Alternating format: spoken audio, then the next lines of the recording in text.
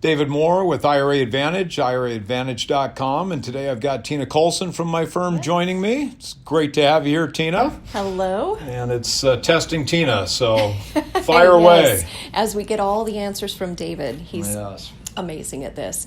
So a lot of the questions that comes up when you're purchasing real estate is, how do I want to own that? Do I want to purchase it with my own funds, or can I tap into my IRA and use IRA funds to purchase real estate? Now, when you're doing that, I know if it's my funds, I can work on the property, I can put that sweat equity in, and I don't have any rules around that. When I tap into my IRA funds, now I've got some rules. I become a disqualified party, and I have to hire people to do what I need to do. Question comes down to, what if I have enough money for a down payment out of my personal funds to purchase this real estate, but I want to cover the balance of that purchase with my IRA because I've got a really nice IRA sitting out there and I want to use it for these purposes. How does that break down, and how is that going to affect me moving forward? How would I set that up? Sure. So we've got a variety of things to address in that question.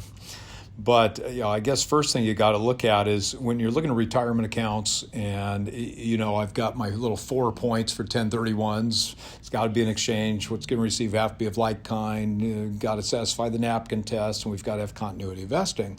When I look at a retirement account, I've got two main issues, and this is why I just think it's so easy to get in the weeds with this stuff, and you got to just boil it down to the bare bones basics and say, okay, what are these two issues you're talking about? One is, what do you want to buy, and by law, 401k plans can literally buy anything other than collectibles. IRAs can buy anything other than collectibles, life insurance contracts, or stock in a sub-S corp. So rarely is the investment a problem. What triggers problems for people is transactions between or for the benefit of a disqualified party. So we think back about what Tina just asked and said, gee, what if I've got enough for the down payment, but I need more to do the project, let's say. And it is not a prohibited transaction to own property or own anything jointly with your retirement account. You just can't buy from, sell to, loan to, borrow from, one of those things. And a lot of times at the end of the day, as you know, we talk about distributions and a couple of these major Wall Street objections to using retirement money in real estate. One is the lack of liquidity, and they cite lack of liquidity as a problem. What happens when you get to RMDs, required minimum distributions? What happens if you spend all the money? You've got to take that required minimum distributions, no money to do it with. Well, it's not a problem. It's potentially a great opportunity. You just take an InKind distribution, which leads to what? Joint ownership of a property or joint ownership of the account. So whether it happens that way or we're creating an investment vehicle to go buy something, it really doesn't matter. If you want to jointly own a property with your retirement account, what's the source of money personally? And if it's via 1031, that's going to require that we buy tenancy in common. So tenancy in common would be direct ownership, undivided ownership of the asset by your retirement account and you personally coming in with a 1031 money. We'd need a TIC agreement, tenancy in common agreement. It's just like an operating agreement for an LLC, but it's going to spell out all the management, everything that's going on, and that would allow that to get done. Furthermore, if we're combining qualified money, IRA 401k funds, and 1031 money, for example, if there's debt, it's got to be non-recourse IRA 401k compliant debt.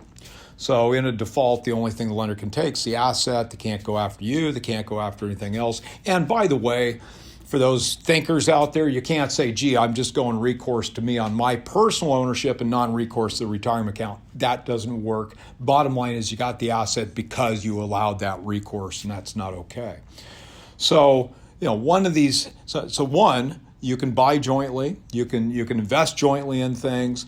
It's just structuring it correctly. That's not a problem, but you cannot sell to, buy from, loan to, borrow from.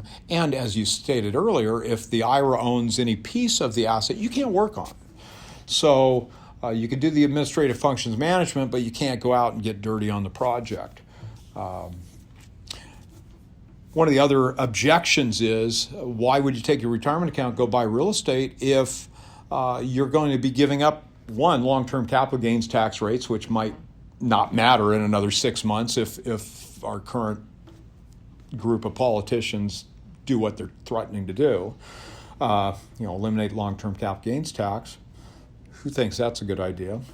But the other issue is that you wouldn't have interest deductions, depreciation, and you can't work on it. So when you look at objections from Wall Street, why you shouldn't self-direct money into a hard asset real estate, for example, neither one of those is a good argument. I mean, I really think when you start looking at capital gains tax rates, you say, well, gee, why would you buy real estate with your retirement account because you lose that?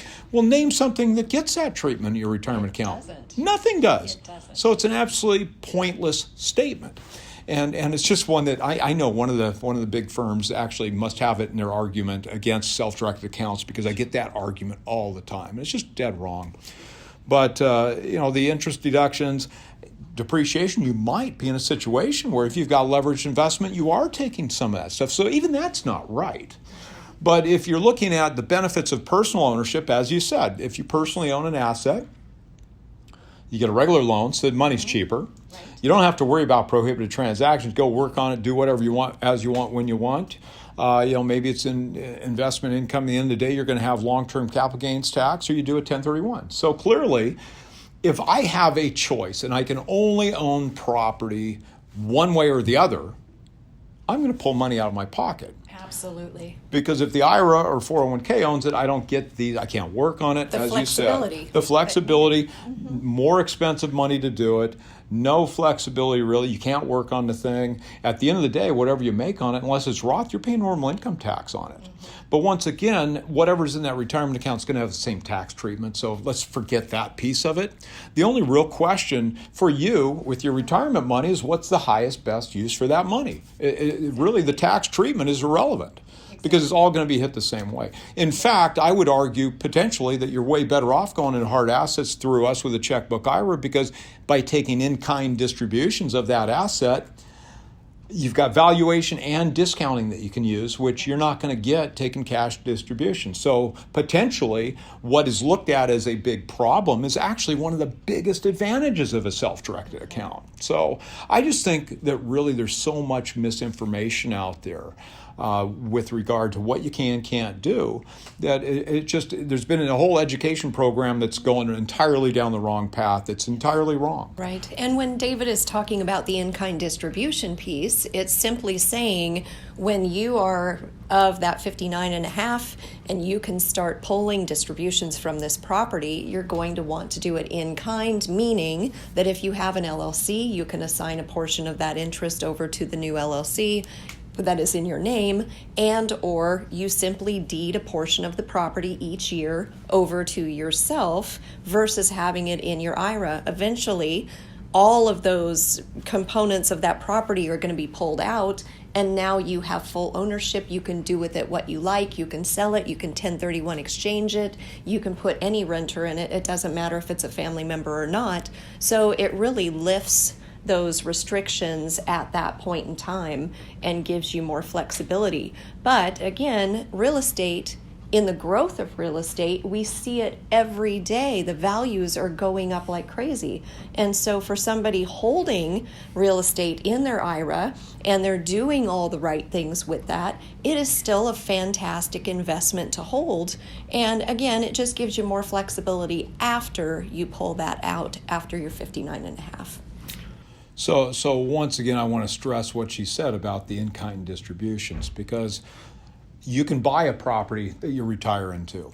We have lots of people that buy properties that they love and they don't want to give them up, and their first question is, can they buy it from their retirement account? And the answer to that question is a big no. Okay? You can't buy a property from your retirement account. So the only way you're going to get it is via the distributions, and if you've got, get that great team of people, that great tax person involved, your legal counsel, and start looking at this process. The discounting process is used in estate planning all the time with gifting to kids and so on and so forth. Anytime you're looking at a minority interest transfer, you can apply the discounting, and the distribution's really no different. Now, the only thing you got to worry about with an in-kind distribution is that you're incurring a tax liability without receiving the cash to pay the obligation. If you take $10,000 in cash as a distribution, you're going to lose, let's say, 4 of it to tax, right? If you take a $10,000 interest in that property as a distribution, it's minority interest, maybe that's treated as $6,000, but it's still $6,000 that you didn't receive any cash to pay the obligation for. So, that 6 might cost you 2 plus in tax, and you better have the money to pay that tax obligation. So what's an easy solution to that? Where can you get the money to pay the tax obligation? Well, take the property out 2 or 3 times, apply the discounting, pull the last distribution pre-tax return time, do a cash out refinance of the property. Now you've got the money to pay the tax obligation, and the property is now yours. So I just love that whole thing.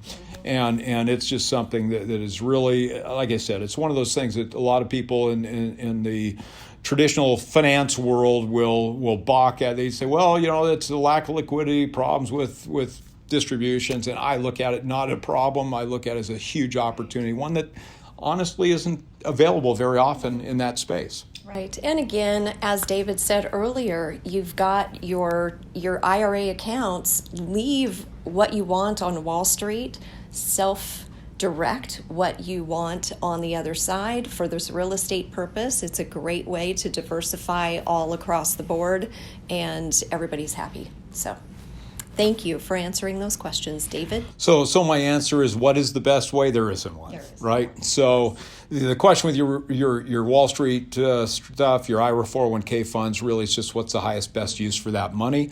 Invest in what's going to give you the safest, best return, period. Doesn't matter. We're just here for more diversification. And then obviously with the money out of your pocket, hey, I love real estate. So, real estate's awesome because you've got it. You're not banking on appreciation. At the end of the day, you have, like I said, pay long-term capital gains or keep doing 1031s while we've got them and kick that ball down the road. And ultimately, what do? Swap till you drop. But once again, we've got to worry about stepped-up basis going away. But that's something that's been a foundation of the 1031 world for 100 years now, actually. Can you believe 1031's 100 years old? And one last comment on self-directed accounts, too. When we're talking about checkbook IRAs and solo 401ks, these are not new. And your ability to buy real estate with your retirement account is not new. It's been there since the creation of those accounts. So we're not talking about some new crazy idea. This is something that's always been possible. It's just one of those things that's been kept a big, big secret, and it's our job trying to dispel it. So, bottom line is, if you got questions, give us a jingle. We'll be happy to go over those things. So you don't have to wait for Tina to ask me. You can ask me. Hopefully we have spurred some interest and thoughts around this, but you have to do what's right for you at the end of the day. And again, thank you for joining us today. And with our YouTube channel, please hit like and subscribe. We would love that. And if you have further questions, we can always send you some information. We would love to have a conversation. Please call us at 503-635-1031 or join us on our website at iraadvantage.net. Thank you so much. Thank you. Bye-bye.